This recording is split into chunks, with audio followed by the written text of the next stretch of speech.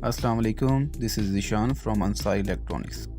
आज की हमारी वीडियो एलईडी और एलसीडी रिपेयरिंग की इन्फॉर्मेशन के बारे में है। तो अगर आप अपनी ख़राब एलसीडी और एलईडी को रिपेयर करवाना चाहते हैं तो ये वीडियो आपके लिए है। तो हम आपको बताते चले कि हमारी शॉप पूरे लाहौर में मुख्तलिफ़ किस्म की सर्विसेज फराहम करती है, जिसमें एलईडी और एलसीडी के पैनल की रिपेयरिंग, पावर सप्लाई का इशू और दूसरे डिस्प्ले के तमाम मसाइल शामिल हैं, और वो भी इंतहाई मुनासिब रेट पर। इसके साथ साथ ऑनलाइन पिक एंड ड्रॉप की सर्विसेज भी फराहम करते हैं, जिसमें एलसीडी को आपके घर से पिक करने के साथ साथ रिपेयर करने के बाद आपके घर पर ड्रॉप भी किया जाता है।